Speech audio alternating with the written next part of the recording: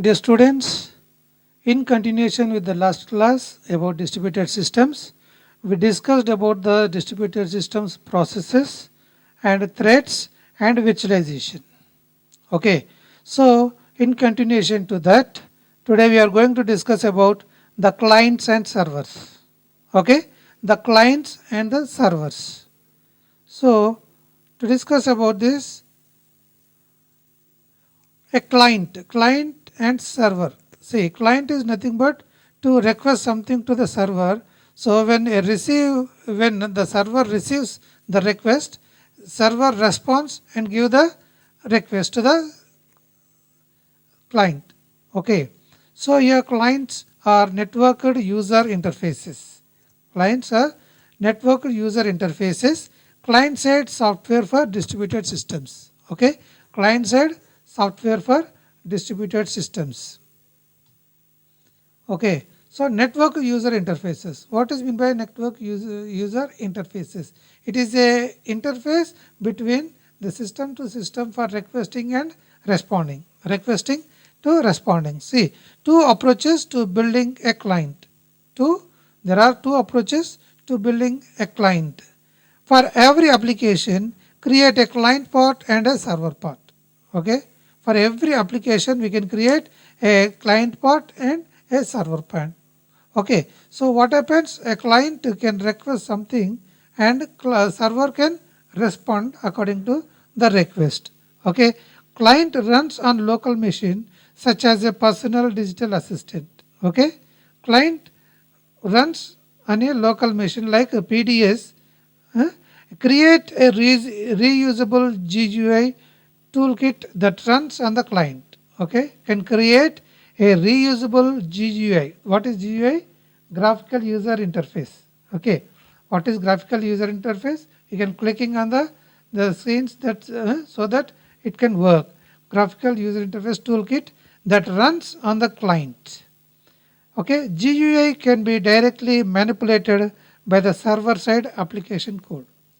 When you click on something on GUI, so background it works accordingly how what you are clicking. Okay, this is a thin client approach. This is known as the thin client approach. Okay, you can see a diagram here that is thick client and thin client. Thick client and thin client. Actually, what is the difference between thick client and thin client?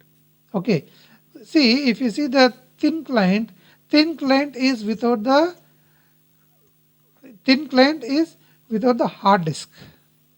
Okay, thin client is without the hard disk. It works. It will have the CPU. It will have the ALU, and it will have the screen to display. Okay, and it is similar like zero clients. Thin client is like a zero clients. Without hard disk, it will work. A little bit transactions it will perform.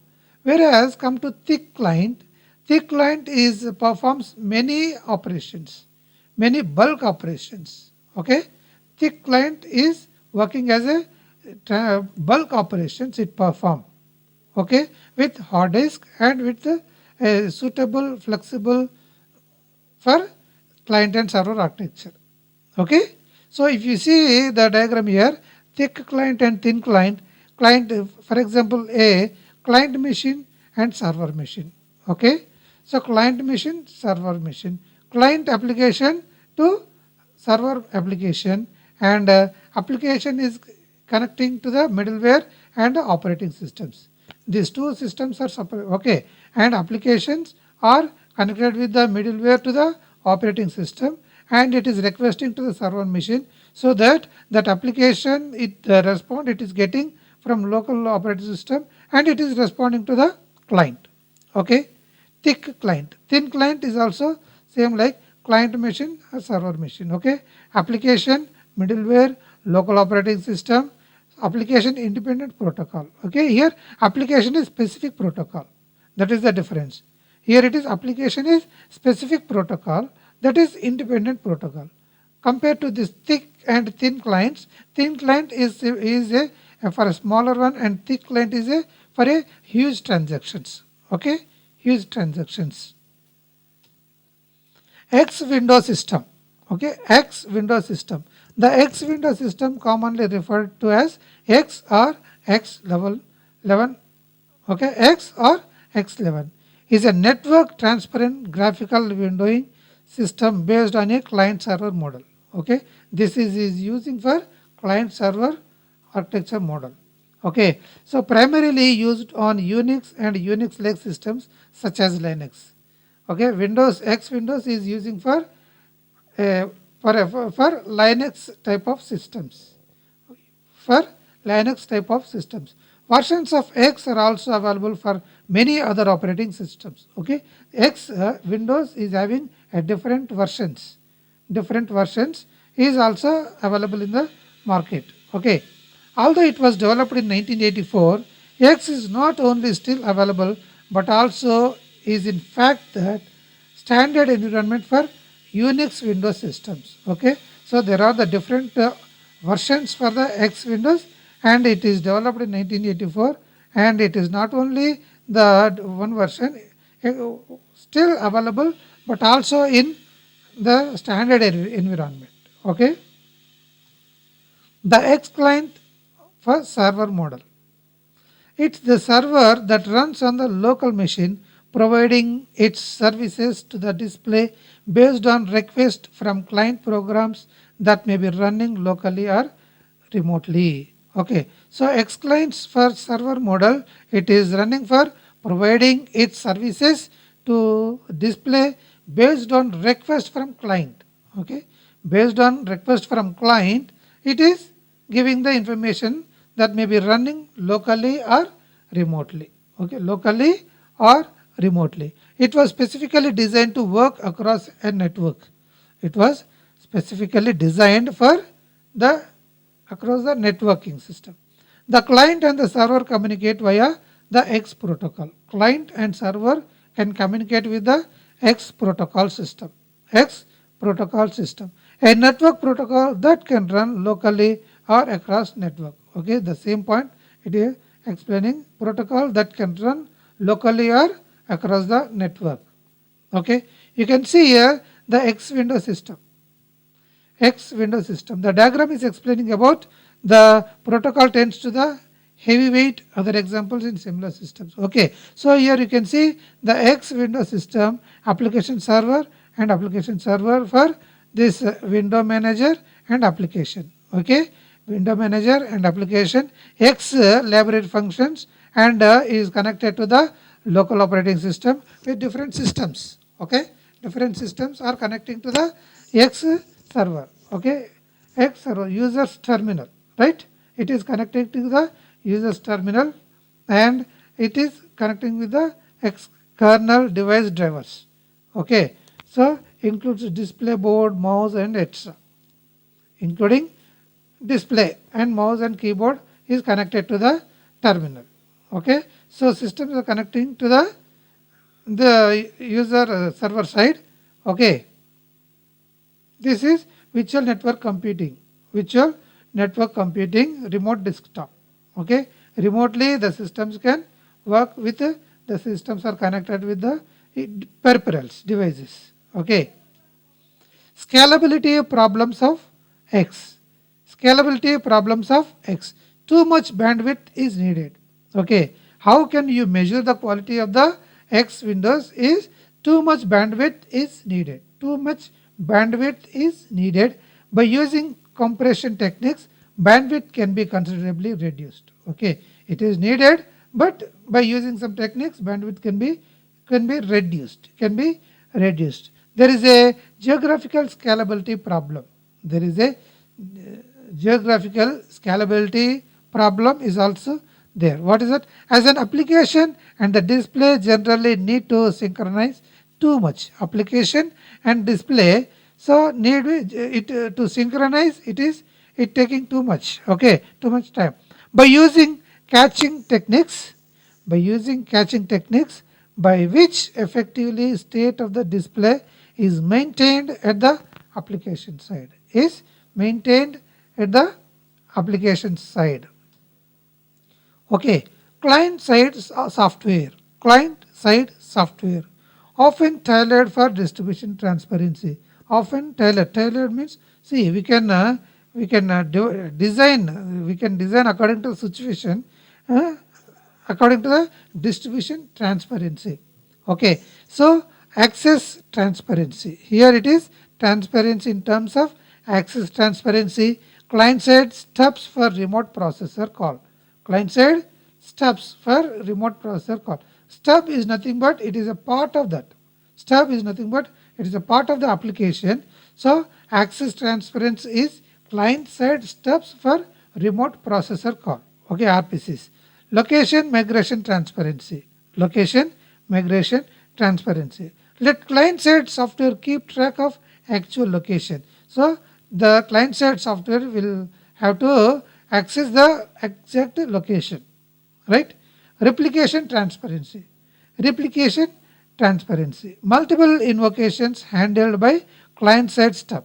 Multiple invocations handled by client side stub. Multiple invocations. So it invocates different things for to handle the client side stubs. Failure transparency. Okay, there are some types of failure transparency can often be placed only at client side. Can often be placed only at client side.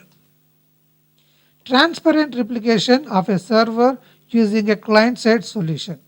Okay, transparent replication of a server using a client side solution. We can see here client machine, server 1, server 2, server 3. Okay, client machine is connected with a server 1, server 2, server 3.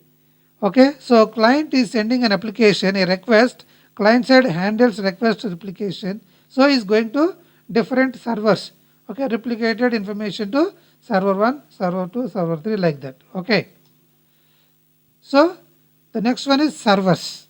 Servers, general design issues, server clusters, managing server clusters. Okay, servers is explaining about general design issues of the server and server clusters. Server clusters is nothing but just now we have seen a set of servers. Set of servers is known as the server clusters. Okay, managing server how to manage the server clusters. Okay, so servers, that is basic model. What is the basic model of the server? A server is a process that waits for incoming service request at a specific transport address. So server is always waits to get a request from the transport address. Okay, waits to specific transport address. In practice, there is a one-to-one mapping between a port and a service. Okay, in general, one-to-one port, one-to-one port from service to ports, from port to service, one-to-one connection mapping. Okay, FTP data, that is 20 file transfer. Okay, file transfer protocol with server side, it transfers 20 files. Okay, default data. Okay, and FTP, that is only for a file transfer protocol, 21 files transfer. Okay, in general 21 files. So Telnet is transferring 23 applications. Okay, Telnet is 23 applications, and SMTP is transferring 25 simple mail transfer. 25 simple mail transfer, that is protocol. Okay, and login can log in up to 49 login host protocol. Up to 49 logins can host to the protocol, and Sun remote process call is up to 111 Sun remote process call. Okay, up to 111 remote Sun remote processor calls. Okay, courier is 530 Xerox remote processor call. Courier is up to 530 Xerox remote processor calls. This is the general information about the server. Okay, types of servers. Types of servers, that is iterative versus concurrent. Iterative minus concurrent. Iterative servers can handle only one client at a time, in contrast to concurrent. Iterative means step by step, one by step by step. One request it receives and it solves the information and it will go to the next request. Okay, and it solves the second request and it will go to the third request. Okay, that is known as the iterative process. Iterative versus concurrent. Concurrent means it receives as many as the request from the client, and it will send one by one information to the clients. Super server. Super servers listen to multiple endpoints, then act to the right server. Okay, super servers are listening a multiple endpoints, means receives a multiple information and then act according to the right server. Okay, here you can see AB diagrams binding using registry super server. It is AB, that is A binding using registry, B is super server. How it is explaining here? Here you can say in A diagram client machine. Okay, client machine, that is a client request is requesting to request service to the server machine. Okay, ask for endpoint. Okay, asking for requesting something to the server. So server is searching for register endpoint with endpoint table. There is a table. Server is divided into two things, that is server and daemon. It is checking in server and in the endpoint. Okay, and in super server it is explaining about the client machine with the server machine. Client is requesting something, and actual server, super server, it is going from actual server to super server, super actual server, and it responds according to the client. It is responding according to the request from the client. Okay, out of band communication. Out of band communication. So what is the issue here? Is it possible to interrupt a server once it has accepted? A server is accepting something, so is there any chances of interrupt to that? Okay, so the solution is use a separate port for a urgent data. Okay, we can have to use a separate port for urgent data, possibly per service request. Okay, for service request.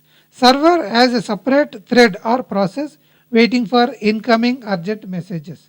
Okay, it will have a separate thread or process waiting for incoming urgent messages. When urgent message comes in, associated request is put on hold. When a urgent message comes in, so related to that, it request it put on hold. Okay, so we require operating system supports high priority scheduling for specific threads or processes.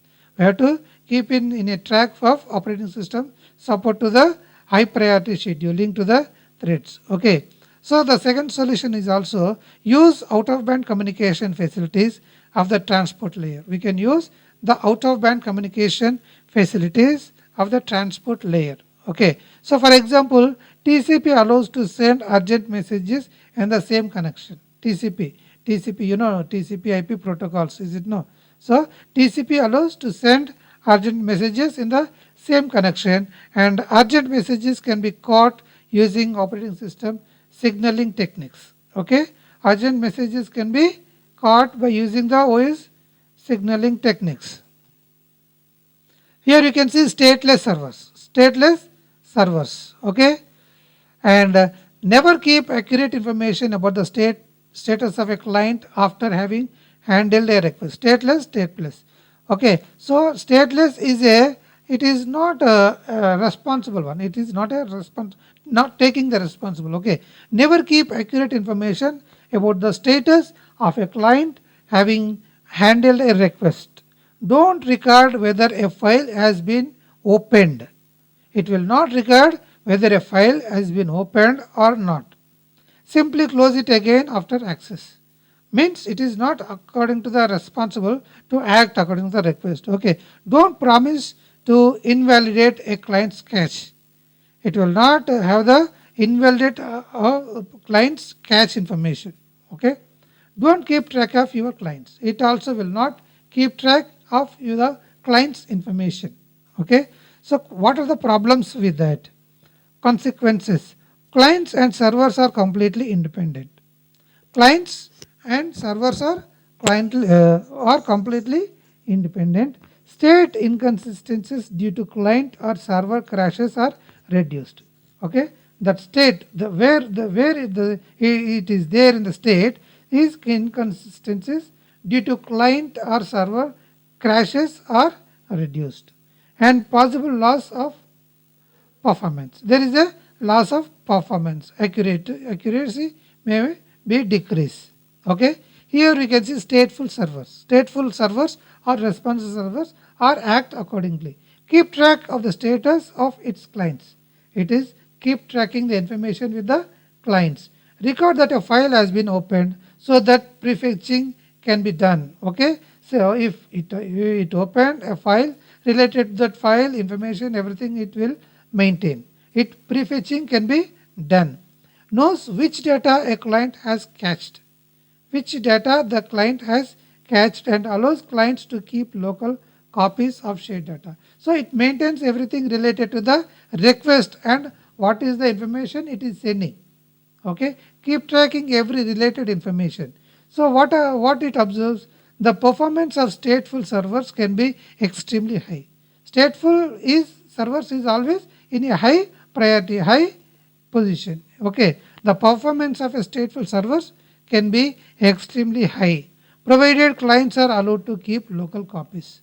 Okay, provided the clients are allowed to keep the information. Session state versus permanent state. Okay, session state versus permanent state. Session, what is the state of the request, what is the state of the respond. Okay, as it turns out, reliability is not a major problem. If simultaneously, if it is the process is going on, so reliability is not a major problem.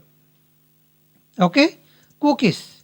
So cookies is nothing but a small piece of data containing client specific information that is of interest to the server. Cookies is nothing but a small piece, a small set of instructions containing client specific information that is of interest to the server. Cookies and related things can serve two purposes. So cookies are using for two purposes, that are they can be used to correlate the current client operation with a previous operation. Okay, current client and previous client operations, it is moderate. It is having the a communication to the private and present and previous one. Okay, they can be used to store state. They also can be used to store the state of the.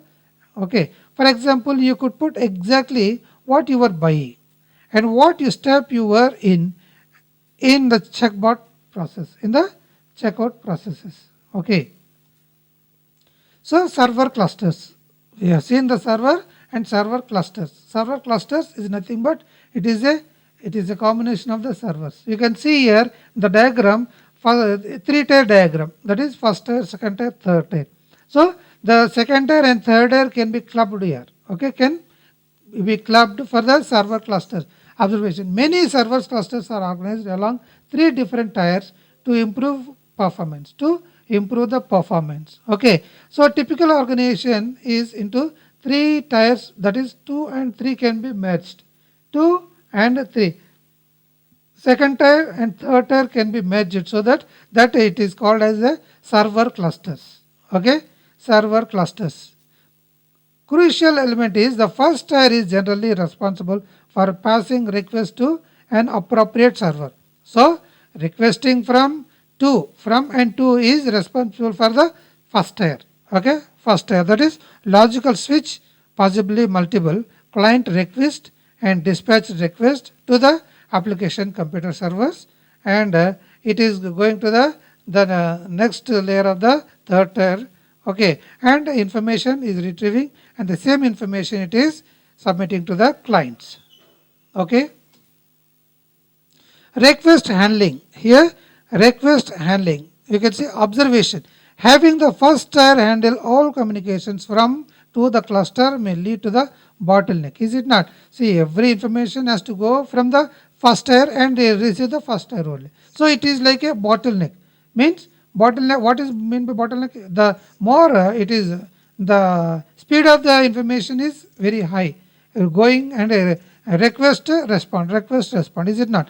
So that is there. Having the first tier handle all communications from and to the cluster may lead to a bottleneck. And solution is various, but one popular one is TCP handoff. That is the one popular one is the TCP handoff. Okay, you can see here logically a single TCP connection, and it is requesting to client and switched one and server one. Okay, client is requesting and it is responding from response from server. Okay, the connection is to different servers. Okay, route optimization in a distributed servers. How it is route mapping for the optimization of distributed servers. Okay, you can see here client 1, client 2 to the distributed servers, X distributed servers. Okay, believes server has address 1, believes this server has address 1, and believes it is connected to X server. Okay, believes connected to X server and believes location to X in IP address. Okay, that is client 1, client 2 and 2 servers, application TCP IP and mobile IV6. Okay, mobile interpreter section and instruction pointer. Okay, is connected, and here in the same way client 2 is also is connected to the global internet and it is connecting to the X server, and from server it is receiving the information, the request responding. Okay, it is getting the respond. Okay, you can see here access point with address and knows the client believes it is X. Okay, so example we can see Planet Lab. Planet Lab. Planet Lab is nothing but different organizations contribute machines which they subsequently share for various experiments. Planet Lab is also is using for organizations contribute machines which they subsequently share for various experiments. Okay, so the problem is we need to ensure that different distributed applications do not get into each other's way. Okay, so you should not get the different distributed applications to not get into the one way, that is virtualization, that is virtualization. Okay, you can see the architecture of the Planet Lab, that is vServer, virtual server, vServer, virtual server. It is independent and protected environment with its own libraries, server versions and so on. It is having the own libraries and server versions and so on. Distributed applications are assigned a collection of vServers distributed across multiple machines. So virtual servers is distributing across the multiple machines. You can see the architecture, user assigned virtual machines and privileged management virtual machines. Okay, process 1, process 2, process 3 like that, that is virtual servers 1, 2, 3, 4 and so on is connected with the Linux enhanced operating system. Okay, Linux enhanced operating system. Okay, of virtual servers. Okay, Planet Lab management issues. Planet Lab management issues. Okay, nodes belong to different organizations and each organization should be allowed to specify who is allowed to run applications on their nodes, who is running an application along related to that node, and restrict resource usage appropriately, and restrict resource usage appropriately. Monitoring tools available assume a very specific combination of hardware and software. Okay, it has to be monitored the tools of combination of hardware and software, all tailored to be used within a single organization. Within a single organization all things are can be done. Okay, programs from different slices but running on the same node should not interfere with each other. Okay, programs are for different parts, different sizes, slice. Okay, but running on the same node should not interfere with one another, each other. Okay, so here you can see node manager, resource specification, slice associated with the service provider and slice creation like that. Okay, what is a node manager? Is a separate virtual server. Okay, a separate node have to separate virtual server, and there is a task create other service servers and control resource allocation. Okay, there is no policy decisions for this. And resource specification, that is specifies a time interval during which a specific resource is available. A specific time interval is giving for the resource specification. Okay, so interfered via 128-bit ID the resource capability. Okay, given resource capability node, manager can look up resource specification locally. Okay, like slice associated with the service provider, slice associated with the slice provider, slice IDs by principal ID, slice ID, which identifies the provider, and the slice tag which is chosen by the provider. Okay, and slice creation service. Slice creation service runs on node. Okay, receives creation request, and slice creation services also contacts node manager. To create a slice, a service provider will contact and also have a manage authorities that monitor nodes. Make sure running right softwares for this. Okay, so management relationship between Planet Lab entities. Okay, a node owner puts its node under the regime of a management authority possibility restricting that Planet Lab is a separate one with having the virtual servers. Okay, we'll have the slices, we'll have the not connection with the slices, like that. A service provider registers itself with a management authority, trusting it to provide well behaving nodes. Okay, it is trusting the authority for well behaving nodes. Okay, a management authority delegates the creation of slices to a slice authority. Management is having authority to delegate creation of a slices to a slice authority. Okay, so with this we discussed about the clients and servers. Okay, if you have any queries, you can mail me so that we can discuss and we'll see for the next. Thank you.